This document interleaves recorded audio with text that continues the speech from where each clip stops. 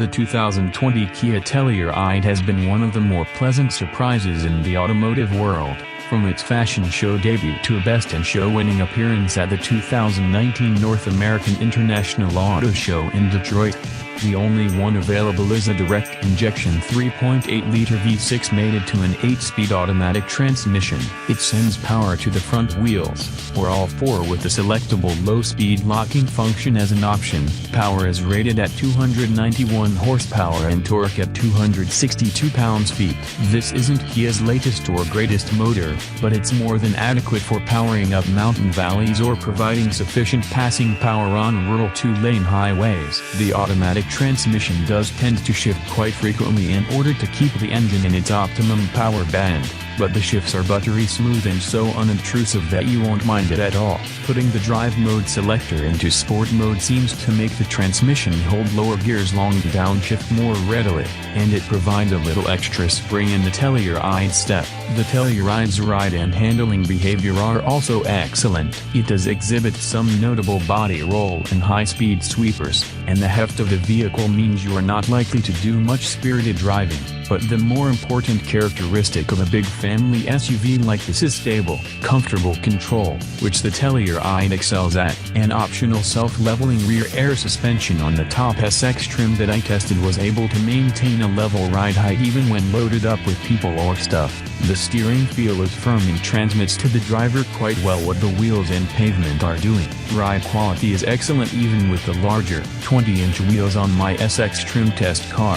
18-inch wheels are standard equipment and should make the Telluride's ride even plusher. Even at 40 miles per hour on a rock-strewn dirt road, nothing upset the Telluride's chassis or steering. An astonishing feat. The Telluride is also rated to tow a 5,000-pound trailer, which represents a decent-sized family camper. The payload rating is roughly 1,300 to 1,500 pounds depending on trim level, so a family of four supposedly can bring along luggage in the camper with no problem. Comfortable, spacious and well-appointed inside, the Telluride is spacious, quiet and comfortable. The front seats have excellent thigh support, plenty of width and just enough bolstering to keep you in place without being too flat or too padded.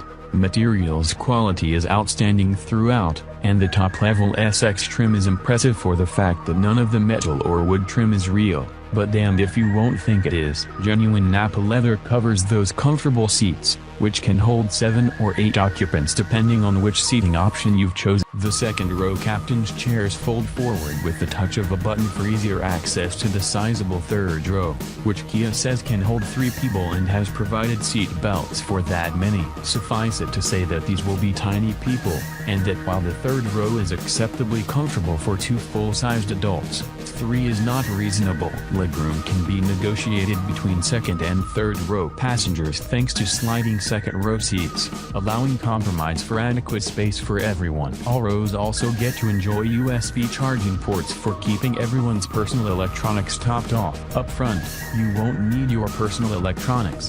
There are enough goodies included in Kia's latest multimedia system to keep you entertained, as the loaded Telluride is chock full of useful technology. Unlike the mechanically identical Hyundai Palisade that's coming later in 2019, the Telluride doesn't get a fully digital instrument panel. The gauges behind the steering wheel are analog, though there's a display between them that ties into cameras in the side mirrors and can show the view from Kia's blind spot view monitor, which is just like Honda's near-defunct lane watch. The Prestige package on my test vehicle also had a head-up display, but I actually didn't realize this until nearly 20 minutes into my drive.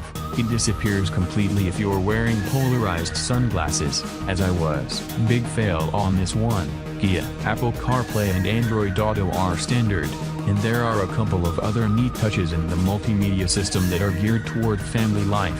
First is the TalK feature. Press a button on the 10.25-inch touchscreen, standard on the X and SX trim. An 8-inch screen is standard on the LX and S trims, and the music mutes while activating a microphone that projects the driver's voice to the speakers in the back of the bus. There's also quiet mode, which mutes all but the front speakers and turns those down, as well, so as to quiet the audio system in the event the kids are asleep in the back. If you like it loud, a Harman Kardon 10-speaker premium audio system is standard on the SX trim. but I found it to be unimpressive and muddled at any volume level. What does the Telluride not have that competitors do? There's no automatic parking function, either parallel or perpendicular.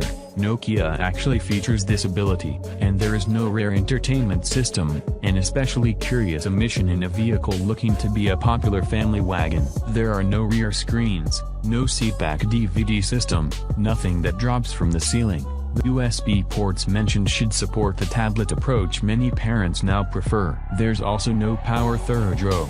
The seatbacks must be raised and lowered manually.